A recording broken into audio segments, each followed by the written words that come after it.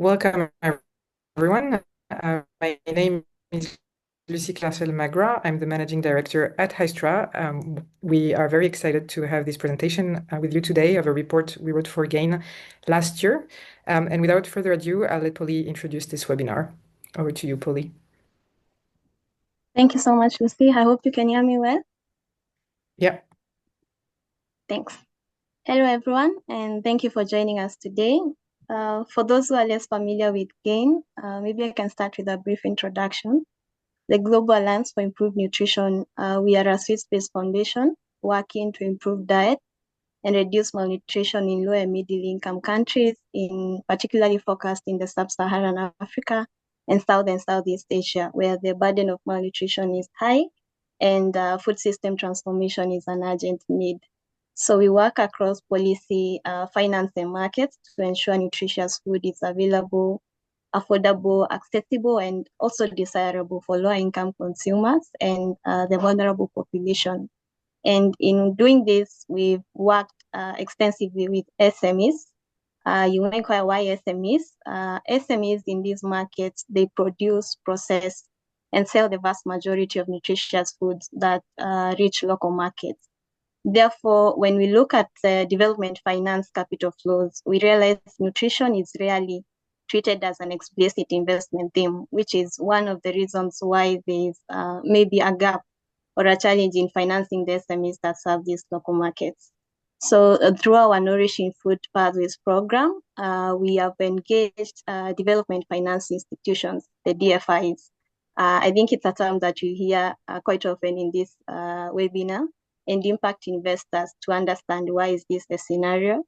We identified key barriers that were consistently raised as key challenges to investing in nutrition, including the perceived complexity of investing in nutrition, difficult to measure the impact, and also difficult to structure commercially. And in some cases, it's also perceived high risk, especially for enterprises that are serving these local markets. So in response to these challenges, GAIN has been working with two key strategies in this area. One being developing the ecosystem by sharing knowledge, tools, and metrics that investors can be able to embed in their investment frameworks to be able to invest in nutrition. And secondly, we've engaged DFIs and catalytic funders directly to be able to mainstream nutrition in their investment strategies. So these either working through the current investment teams and maybe in the best case scenario, developing a nutritious foods financing window. So it's not an easy ask, it's not an easy shift. And therefore, when we looked at presently where capital is flowing, we realized investment sustainability, climate considerations are really central to investment decisions. And so in working with Hystra, we wanted to find out, are there opportunities where investors really can be able to have it all, to have positive nutrition outcomes, to have positive environmental outcomes on the investment, but also identify opportunities that are commercially competitive. So I hope that by the end of this session, we'll actually prove this is not hypothetical, that the opportunity exists in these markets. But more importantly, we would also want to advocate for how we are looking at impact. That nutrition is not a side window when you're looking at impact. Nutrition is really defined in the impact that the investors are reporting. And therefore, our call to you who are in this webinar is really more than recognizing is that you support us in scaling the identification and also the push for having nutrition in mainstream investing themes, but also embedded in the themes where you're pushing capital flows. So thank you so much, and I'll let Jean take us through the reporting side. Thank you very much, Polly, for this introduction. So my name is Jane. I'm a project manager at Hystra, and I had the pleasure of working on this report that was looking at the investment opportunities at the nexus of nutrition and environment. So before hearing from the entrepreneurs themselves on how they've embraced some of the opportunities to combine both nutritious and environmentally friendly practices, I will first try to provide a quick summary of some of the key findings from our reports. If you have any question during the discussion, feel free to share them in the Q&A section. We'll try to respond to them as we go, or we'll also have a dedicated Q&A session at the end of the webinar. First, let me start with some background data that shows why it is so important to think about climate and nutrition together. The link between climate change and agriculture is well documented. So on one hand, climate change is very likely to reduce the productivity of agriculture by 1 to 5%, depending on scenarios, as well as increasing variance of crops production, increased stress from displaced population. On the other hand, we also know very well that agriculture is a significant contributor to climate change. Just one data, but a quarter of the global GHG emissions are due to agriculture. What is probably less well known is that the impacts that climate change will have is not only about the quantity of foods that will be produced, but also about the quality of the diets that will result from that.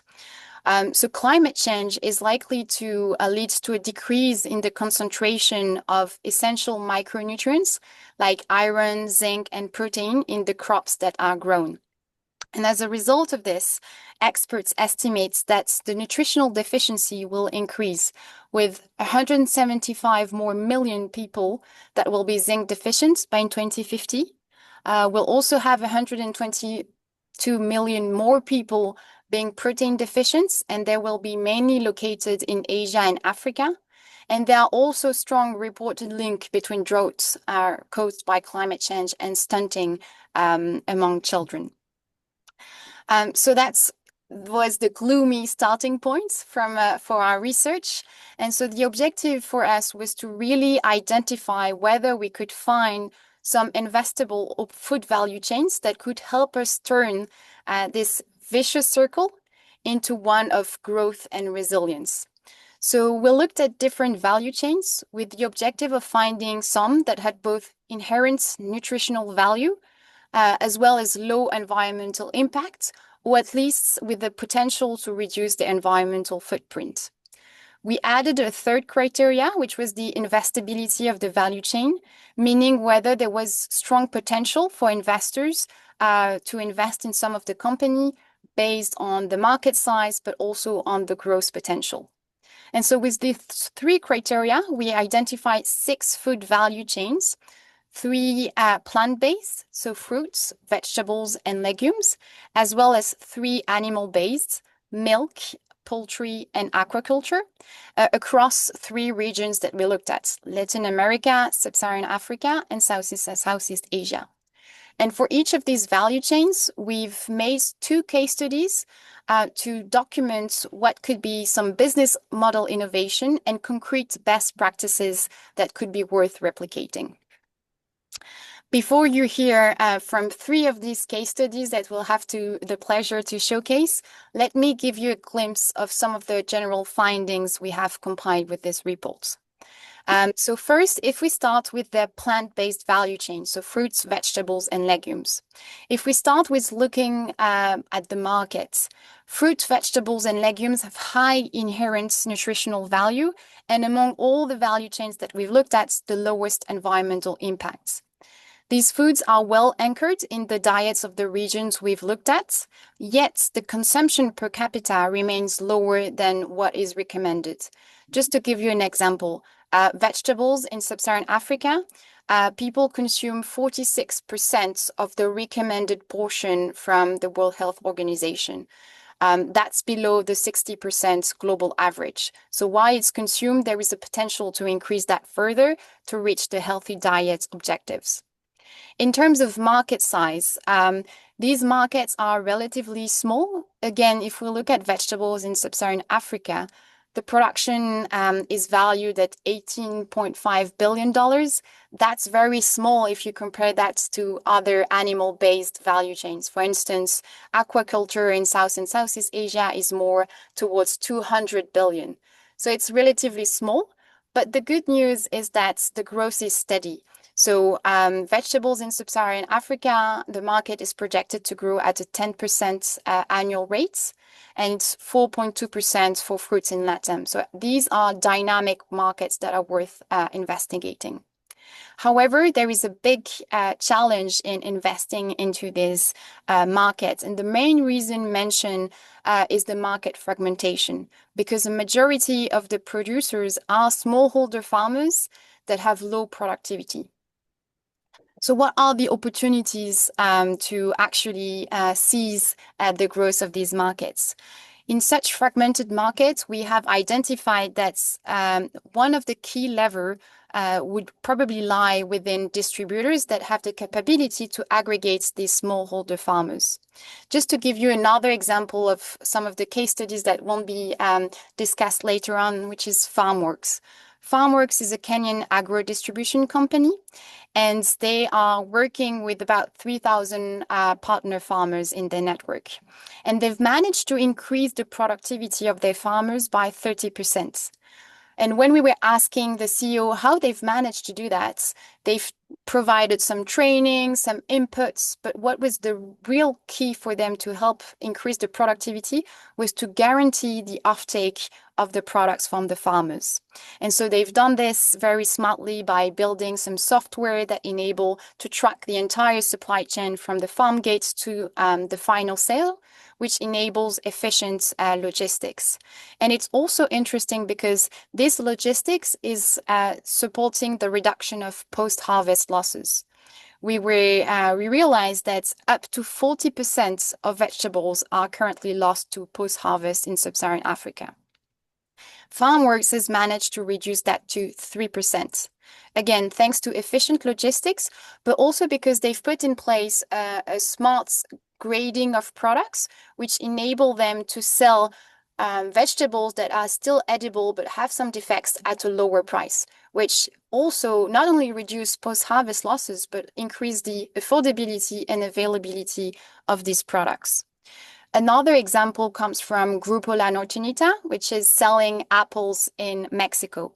What they're using is modern technology, so controlled atmosphere chambers that also help reduce the losses, but also enable to have a supply all year round of nutritious apples. And today they are making 100 million revenues and a 40% market share on the Mexican market. So the question now is, what is the potential role of investors in supporting these markets? Well, despite strong reported revenue growth and financials, wholesalers remain high volume, low margin businesses, which will require patient capital as well as technical expertise to help them improve both their operation, increase their productivity, as well as look at the agronomy and nutritional aspects of things. In terms of ticket size, the companies that we've heard mentioning small tickets like $5 million for these early stages of growth. And I'm sure Catherine from Edentry will provide more detail into this. Let me quickly go to the other value chains, which are the animal-based one. Here we see that the market maturity and the needs from the company are quite different. The poultry in sub-Saharan Africa, aquaculture in South. Jeanne, I don't know if it's we're having. Sorry, we're having small issues hearing you, so maybe we're stopping OneDrive for a while. Can you hear me? I'll share my screen. Yeah, now you seem fine. Okay. I was just saying that the poultry in sub-Saharan Africa, aquaculture in South and Southeast Asia, as well as milk in Latin America, are important food sources to cover protein intakes and micronutrient deficiencies, provided they are not heavily processed. We know that they have a higher environmental impact than the plant-based food value chain we looked. So we purposefully focused on the least environmentally impactful value chain and try to identify ways to reduce their footprint further. In terms of market size, I mentioned already that they are much bigger, and so they've received more investments in the past from investors. But because they are more mature, it also means that the growth is a bit lower than for plant-based. Just to give you an example, the projected growth for poultry in sub-Saharan Africa is around 2%, so a bit lower than some of the plant-based value chain we've seen, with the exception of aquaculture, which is projected to grow at 5.4% over the coming years, so a very dynamic market. In terms of opportunities, what we've seen is that despite the investments that have already happened, there is still room to further scale the successful model, as well as to increase the productivity and reduce the environmental impact of these value chain. A few examples, again, from the case studies we've looked at. One is the potential for specific breeds, both for poultry and aquaculture, to reduce the feed conversion ratio. We know that feeds is one of the main driver of the environmental impact. So if you manage to reduce the amount of feeds you give to an animal, then you reduce the environmental impact, but you also improve the economics of the company. And so Manit, which is an aquaculture company in Thailand, has worked, for instance, on a tilapia breed that has higher survival rates, higher yields, which means that for the same fish, you'll have 20% more fillets at the end, which is not only reducing the feed conversion ratio, but also for the farmer growing these tilapia breeds, they earn better revenues out of this. Second opportunity that we've looked at is opportunity to earn some revenues from byproducts. So both Golden Lay, which we'll hear about in a minute, as well as Irvin Group, another poultry company, are transforming manure into fertilizer. So not only reducing the environmental impact, but finding ways to reuse that and earn revenues out of this. In the milk value chain, large companies have shown that providing their suppliers with trainings and equipment like solar panels or biodigester can significantly improve the productivity and reduce the environmental impact. Here, Dos Pinos, a dairy company in Latin America, is interesting. They work with their suppliers and have a very comprehensive point-based system that assess for each of their supplier the impact on the environment, social, animal welfare, and provide some support to improve each of these elements. So here, the role for investors is really to still support some of the companies that still have potential for expansion, as well as improve the nutritional and environmental impact of these companies. Established players are still saying that they would benefit from investors' attractive financing for their capex or equipment, but it's also interesting for investors to invest in this company because it enables to reach livelihood objectives. I've mentioned that most of these large companies are actually working with smallholder farmers, so it's an effective way to reach them through these companies. There are some innovative models that can be explored, and I let Renée from Blue U talk a bit more about Blue Finance. The last point I wanted to mention is investors have really a role in supporting the companies improving the environmental and nutritional impacts. Alkeria, for instance, another dairy company, has been supported by the investors in improving the nutritional profile of their products, either lowering the sugar in some of their products, adding some micronutrients in others. So there's this dual interest for investors, both on the economic side and the impact side. And I'll stop here and let you hear from the horse's mouth on what some innovative practices have been.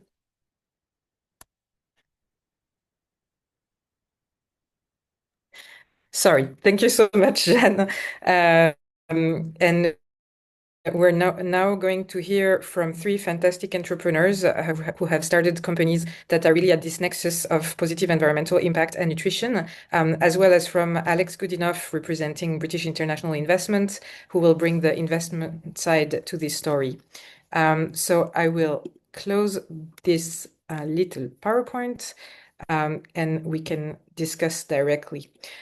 So maybe the first question we want to ask all of you is to understand a bit how you've combined really these environmentally friendly practices that you've adopted with your business model, how these environmentally friendly practices actually strengthen your business model. So Women First, we're going to start with you, Catherine. You are the founder and managing director of Tree. And as such, a pioneering Ghanaian entrepreneur, widely recognized for your leadership in agribusiness and your advocacy for women in business in general. You have started and are now the managing director of Edendry Limited, which is a leading producer and distributor of premium fresh fruits, vegetables, and herbs in Ghana, with revenues of over 1.5 million USD over the past few years. So from your perspective, what are the most important environmentally friendly practices that you've adopted, and how do they strengthen your commercial model? Over to you. Thank you very much. Thank you very much. I hope you can hear me. Can you Yeah, hear me? we hear you Okay. fine.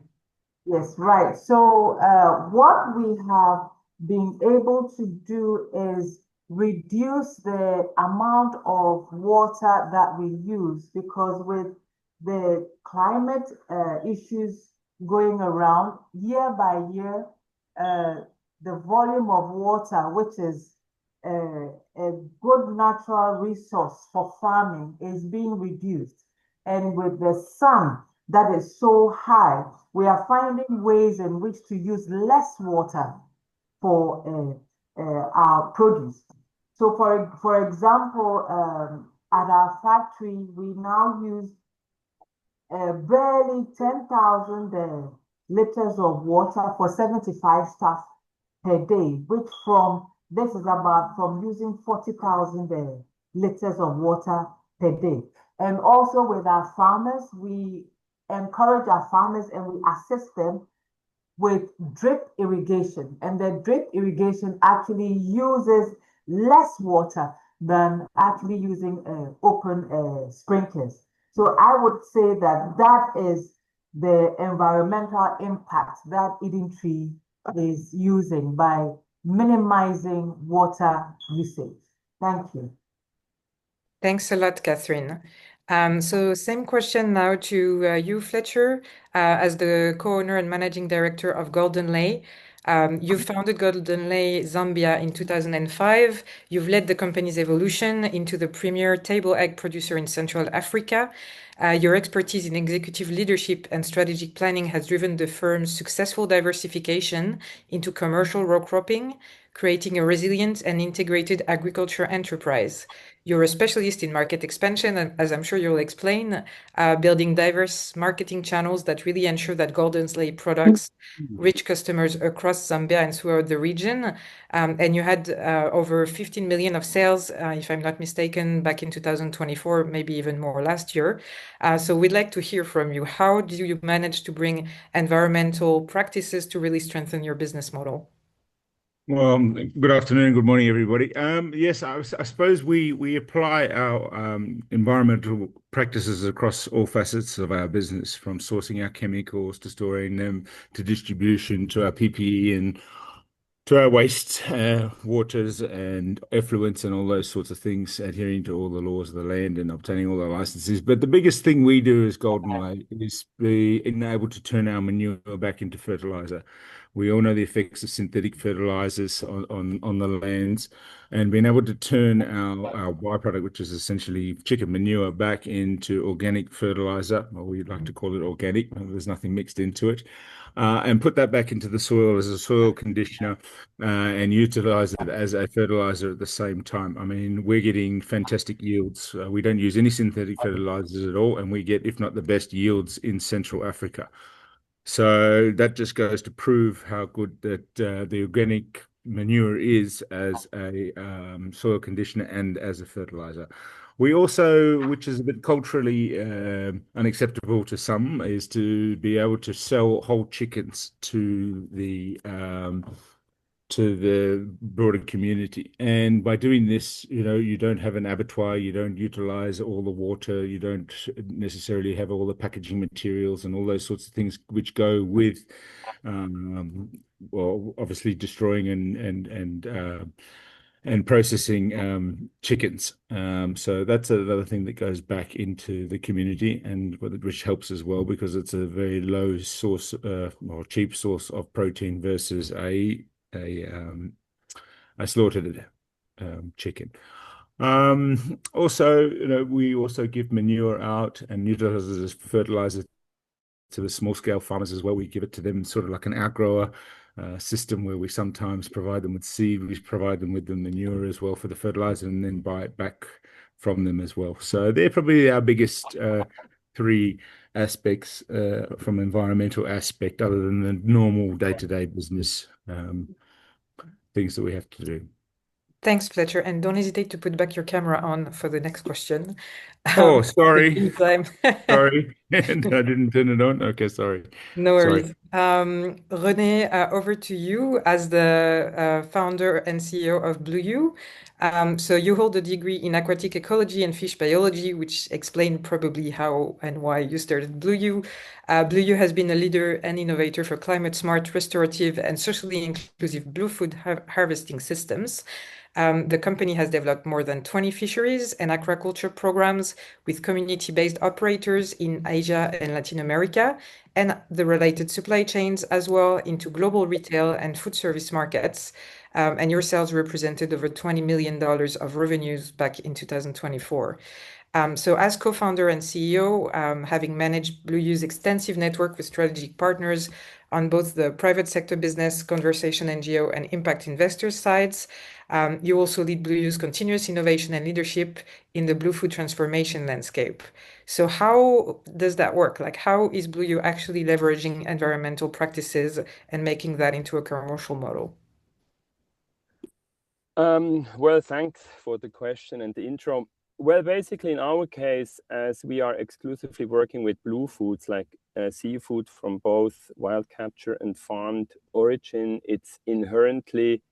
these systems are inherently very much connected to the natural environment and aquatic ecosystems, right? That's just by nature. And in terms of our aquaculture strategy, it's 100% focusing on restorative practices, which are basically the principles are that we are actively restoring degraded habitats, for example, mangrove forests, and through the activation of these habitats and the kind of rewilding of degraded areas, like in case of the mangrove forests, they become the central pillar of an aquatic food web that is then actually nurturing various species of seafood like crab, shrimp, filter feeding fish, clams, oysters in one completely nature-based system.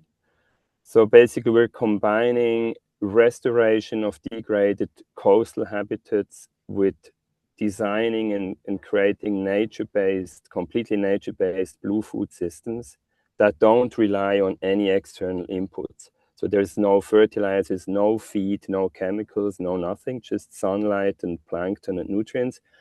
And so in this, that's the business model, right? So you see that the nature-based solution approach is the central pillar of actually allowing then for the participating farmers and the smallholder communities to create a very diversified, a highly productive yield of seafood, which they can then use for subsistence, for feeding their families and communities. They can go for local, regional, and some of the products go then on the global market, and that's where Blue U is tapping into the business model.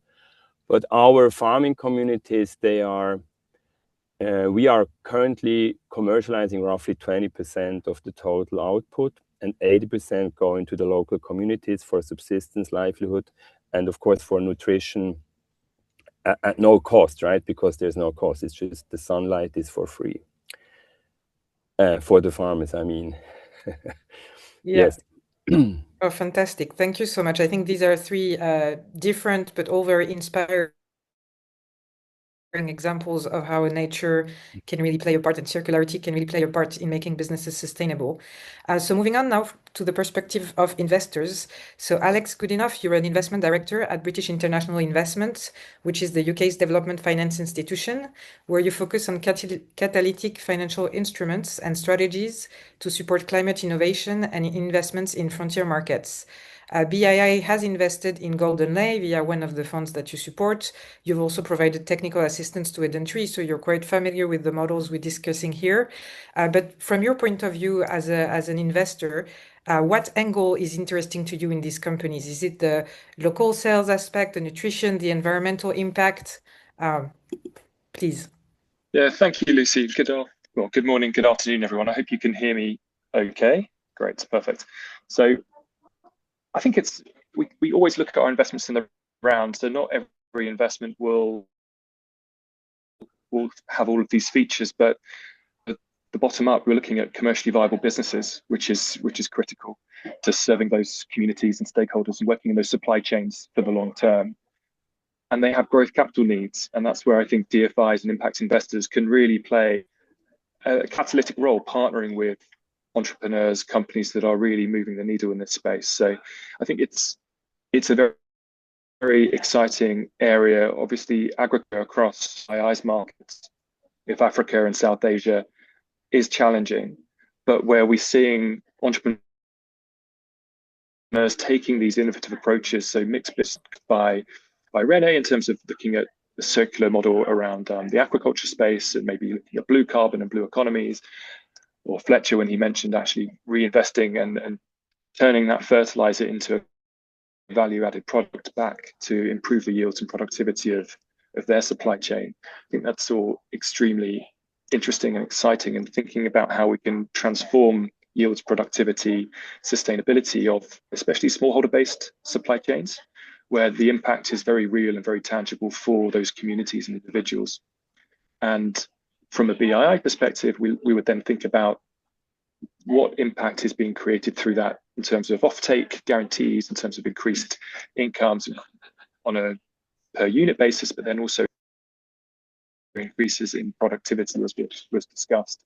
And furthermore, thinking about how those improved practices supported by these companies can increase the resilience of those communities to climate change, because as we know, and as was articulated in the report, it's not a static system. Productivity is declining, nutrition is declining. That's going to be very meaningful in terms of the negative impacts on those communities, unless we're able to find models that can be scalable and productive in terms of addressing those. I'd say from a nutritional end as well, and this is an area where the work of the report and indeed of Gain and others has been really important over recent years, is shining more of a light in terms of the nutritional benefits of improved practices for consumers. So whether those consumers are local or international, thinking about better quality products that then enables. And I think what's particularly compelling is where that quality difference can actually be used to develop more of a embedded into the customer offer and the customer value proposition.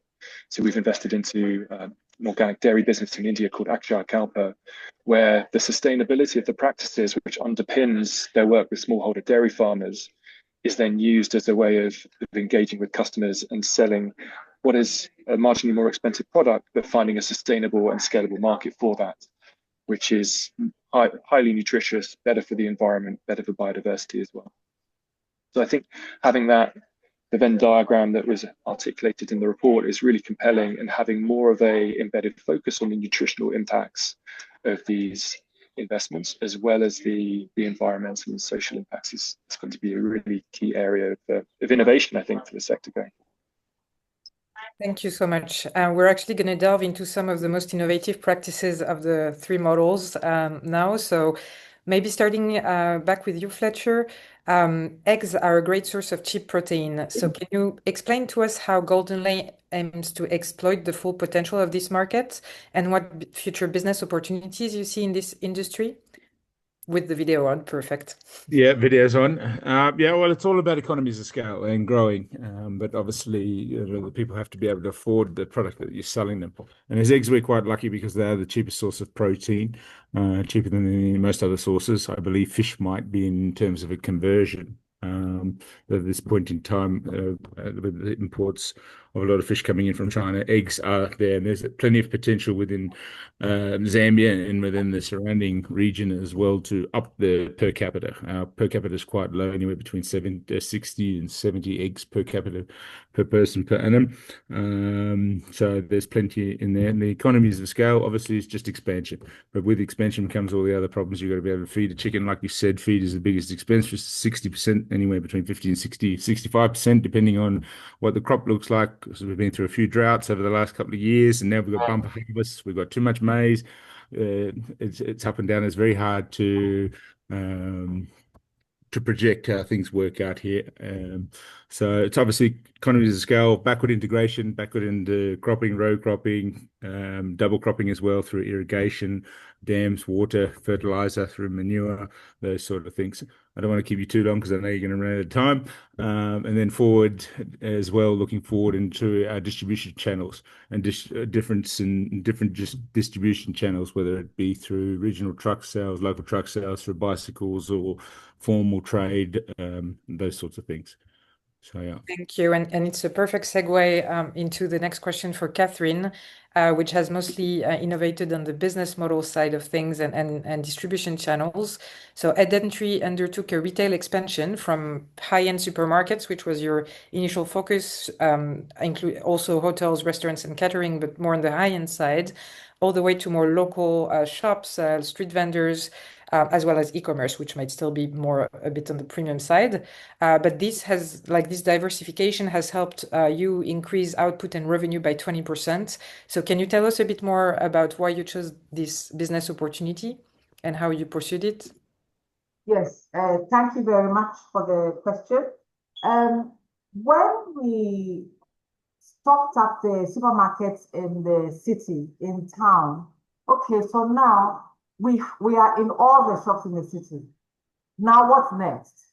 Okay, so in order to expand, we thought of, okay, the city is growing, so can we look at smaller shops, corner shops on the outskirts of the city? Because then as the city is growing, there's a lot more traffic in town. People spend longer hours, on the road. So then we said to ourselves, okay, so let's explore. So then we applied to BII, who assisted us, God bless them, with the technical assistance.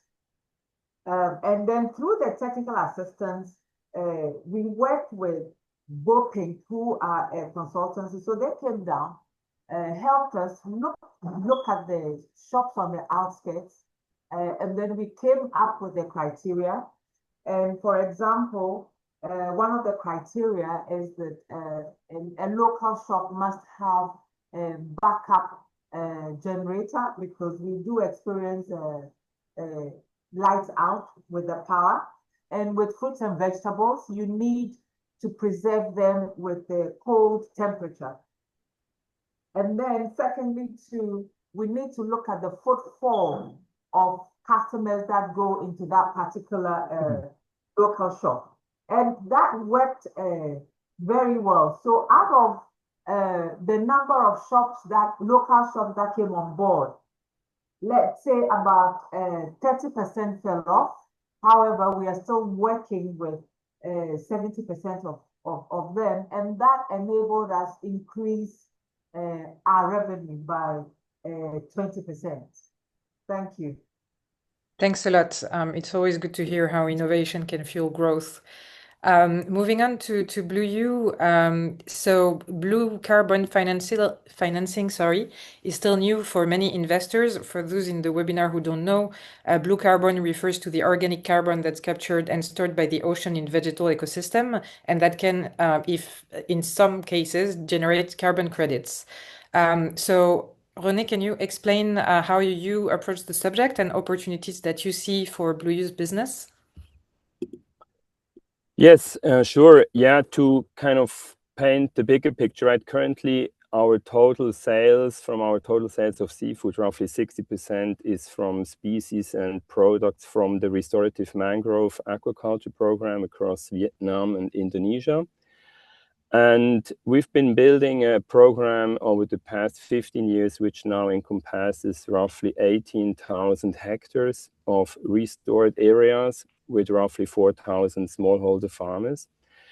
And the mangrove restoration piece, as I explained before, is the central pillar for driving productivity, right? So it's through the mangrove restoration combined with best practices, the farmers can realize productivity upside of 200 to 300%. So, right, so that the mangroves can drive productivity by a factor of 2 to 3, meaning, and it's direct one-to-one earnings. So the farmers earn 2 to 3 times more by bringing back nature onto their farms. And the bottleneck for us to scale now from the 20,000 hectares to much more, 100,000 or even more, is clearly the financing for the restoration part, right? And so that's why we started looking into the blue carbon as a potential solution to finance mangrove restoration at much larger scale. But also then the blue carbon, if it works, would then create an additional revenue line for the farming communities and for Blue U, like for both, right? So we would share the benefits. So the blue carbon for us is a solution to scale the mangrove restoration, but to scale our program into much larger areas because the potential is roughly 1 million hectares in Asia. And to give you the kind of to quantify this, the surplus of seafood we can produce if we can go on this 1 million hectare degraded land and restore mangroves would equal the annual salmon production of Norway. And that's 1.5 million tons of seafood, right? At the primary farm gate value of roughly $1 billion for the farmers.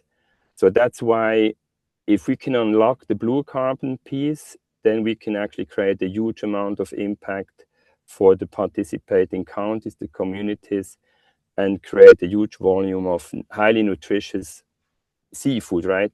That don't require any feed and nothing, right? So that would be that's the big opportunity. And that's why we're looking into the blue carbon piece. So actually, I'll ask you a follow-up question there. What would it take then, with everything you said in terms of the size of the opportunity, what would it take to take that blue carbon-enabled aquaculture across more geographies or value chains? What is missing? Well, first of all, Yeah. the proof of concept for the blue carbon, that's what we are working on. So far, nobody on this planet realized ever a registered high-quality blue carbon project within the restorative mangrove aquaculture landscape. So we need the blueprint. And then, of course, we need the investment, like finance, the advanced market commitments from the blue carbon credit markets.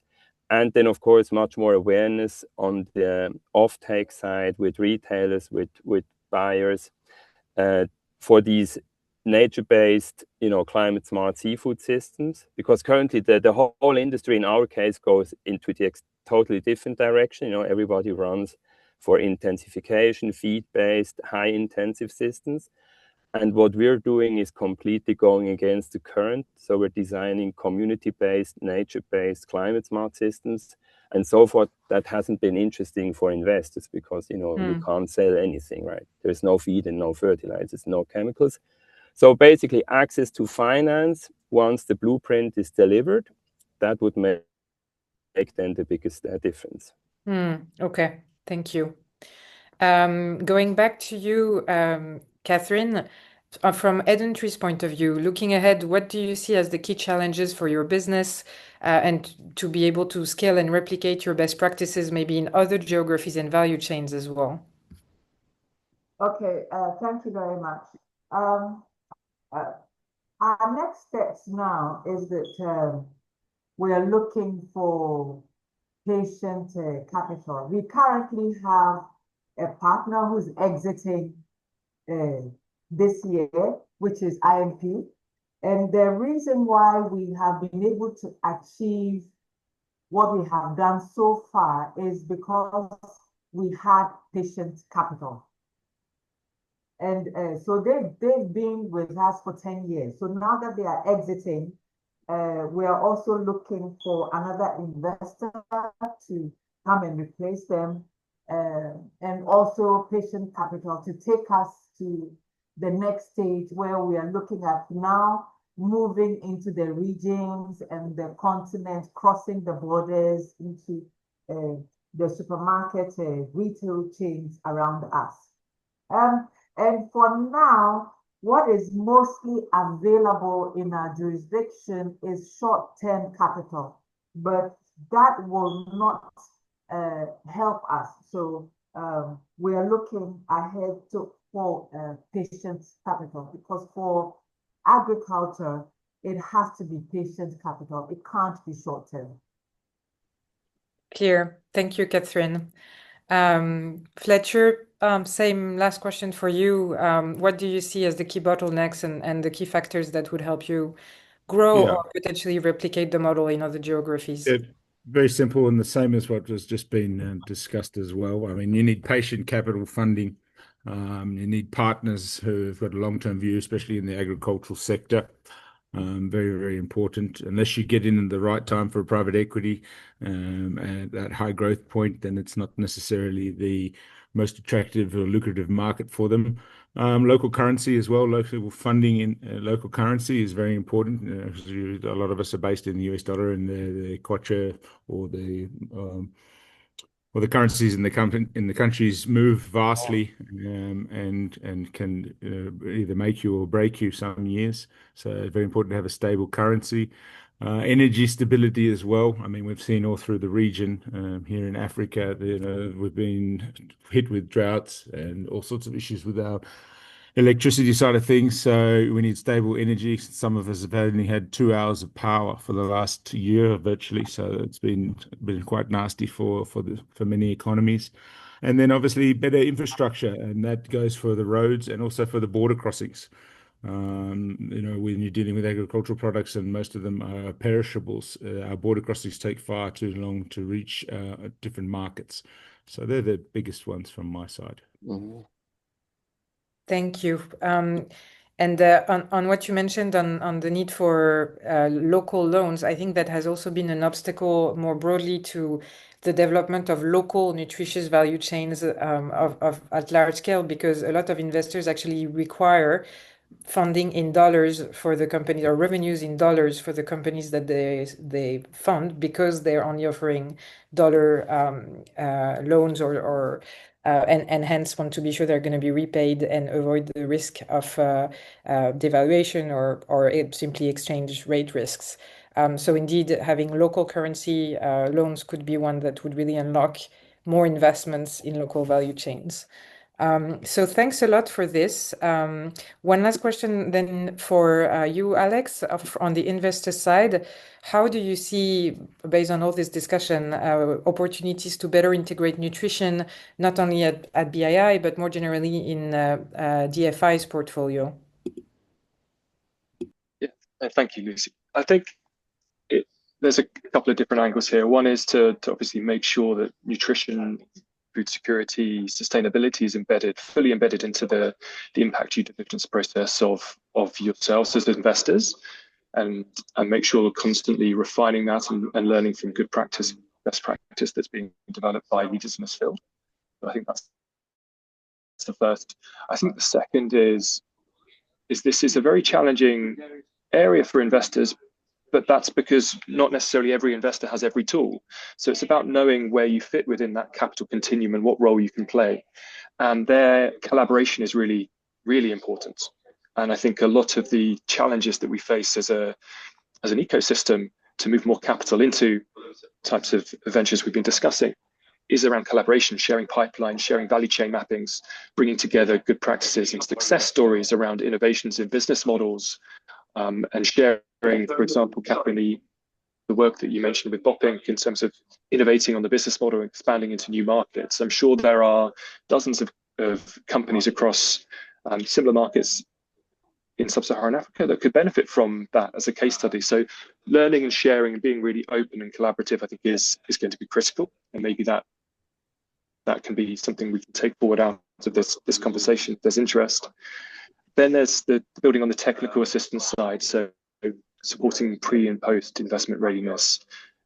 to René's point around developing this new blue carbon model that they're doing, that's going to be a lot of time, energy, and effort, which may or may not be commercially viable without additional support, or could be accelerated with additional support. So thinking about how we can all use technical assistance tools that some of us have to help develop these innovative business models, and again, share the knowledge and expertise that comes out of that, partnering with others from a corporate perspective. So there's a US-based NGO called Partners in Food Solutions, who are a collaborative of a number of, I think, 6, 7 global food processing companies, General Mills, Cargill, etc., which could add a lot of skills, expertise from a technical processing perspective to companies operating in these value chains as well. So thinking about how we can leverage those types of networks and knowledge to increase the probability of success and increase the speed of scale will be important. I think finally, from a direct capital perspective, it's from a DFI lens, making sure the capital tools that we have fit the market need.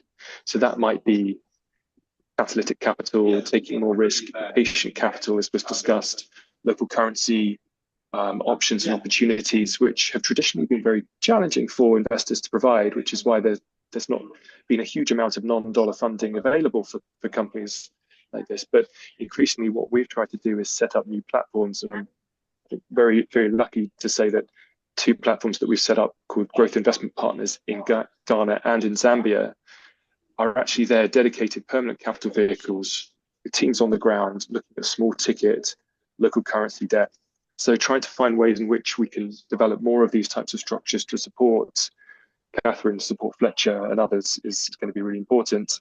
And also would like to call out the work of the teams at, say, DevCo and the GAIN Incofin Nutritious Food Security Fund and Financing Facility, because those dedicated agri nutrition focused investors are critical to play leadership roles in this market and help companies in these value chains really scale successfully and be active partners for them. So I'll pause there to answer your questions.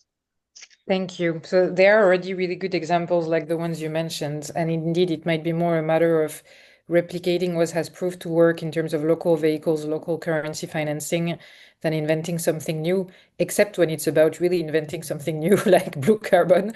But basically, there are already some blueprints and there is hope in scaling those up. We haven't had that many questions in the chat.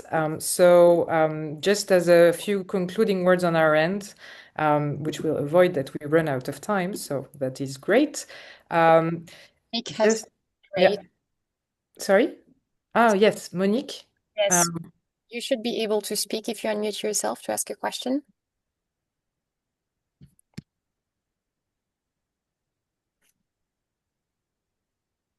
Hello, can you hear me? Yeah, we can hear you. Oh, sorry, I Please go didn't ahead. realize I had my hand up. But that's actually good because I do have a question. It's more a comment on general comment on the proof of concept of the blue carbon of the blue carbon issue that René mentioned. And I don't know if it can be helpful at all, but there's the International Blue Carbon Institute. And I was just looking at their website to see what they had in terms of proof of concepts on the issue of coastal wetlands, mangroves. And so there's a lot of resources there. So it's more information sharing than a question. Thank you. Thanks a lot, Monique. And then going just back to the concluding words, a few more resources that can be used, including the report we shared at the beginning and on which this presentation was based. Over to you, Jeanne, to conclude.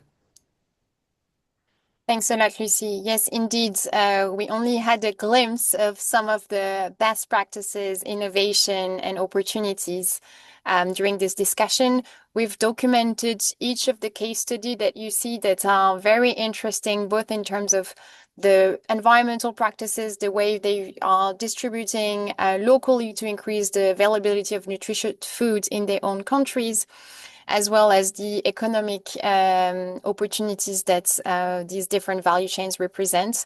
So I really encourage you to look at these different case studies. There's lots of learning to take, and even taking learnings from poultry to aquaculture might be interesting. Feed conversion ratio that applies to different value chains. So not only looking at the value chain that is of direct interest to you, but could there be opportunities to replicate the best practices done on dairy in Latin America to poultry in sub-Saharan Africa? So lots of opportunities, I think, to learn and probably adapt and replicate some of the best practices, and also for the investors in the space, seeing how you can support existing businesses that you have in adopting some of these best practices, as well as seeing that there is much more that could be invested in the short term and medium term. Thank you, Jeanne. So just as a parting word, if in case you'd like any more information on this research or additional opportunities in this space, feel free to contact us or to contact Gain. There was a question on whether the presentation will be shared. So yes, we will share the presentation and the recording with all the people who had registered. So it will be available. On this, I think we can wish everyone a fantastic rest of the day. And a big thank you to the panelists who spent some time with us today to really shed lights on their super interesting models. And thanks to you, Alex, as well, to explain and give a bit of hope on the fact that, yes, innovative funding exists and will continue to exist in the future to fund these great innovations.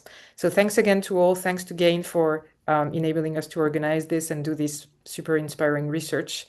And we'll look forward to seeing this sector bloom in the next few years. Goodbye. Thank you. Thank you, everyone. Thank you. Bye-bye. Bye. Thank you. Bye. Bye.